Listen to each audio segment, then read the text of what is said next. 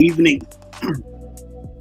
It's the first day of the week for those who follow the Judeo-Christian calendar. And yes, it's your host, Dada, your capacity building advocate. Yes, we're talking about capacity, which is our passion. This is just a test drive to see how we're looking at audio. I'll be looking at how the editing goes. I'll be looking at how one can add captions and so forth. So what we're all about at Industrial Dynamics Engagement, which is an effectiveness consultancy, is all about capacity building. Now, this refers to the ability competence, power, and potential of an individual, a group, organization, or even a system to perform certain functions, solve problems, and achieve objectives effectively and sustainably. Well, it encompasses the following: knowledge, which is understanding facts, information, and principles relevant to a particular area. Secondly, it also encompasses skills. Now, this is the learned ability to perform tasks proficiently. Now, it perfects as one practices. The more you practice, the more you perfect the skill. And also, this can include technical skills, interpersonal skills, leadership skills, etc. It also encompasses resources, that is, the availability of necessary tools, equipment, finances, infrastructure, and human capital. It also encompasses systems and processes. You're talking about the established structures, procedures, and workflows that enable effective operation and coordination. And we're also looking at attitudes and mindsets. Now, you're talking about the core beliefs, values, and perspectives, which all come together to influence one's behavior and one's performance.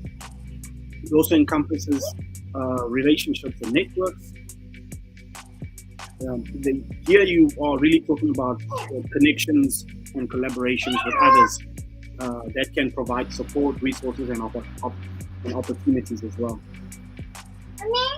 Now, the building, in fact, implies a process of development, of strengthening, and of improvement over time. It's not a one-time event, but an ongoing effort which enhances existing capacity, creates new ones. This involves, first of all, the first step in capacity building is the identification of needs. And here we're looking at really recognizing the gaps or areas where current capacity is insufficient for the desired outcome. Secondly, we're also looking at planning and design. This is the development of strategies and activities to address the identified needs and build the required capacity. Now, implementation refers to the putting the planned activities into action, which might include training, mentorship, providing resources, establishing new systems, and then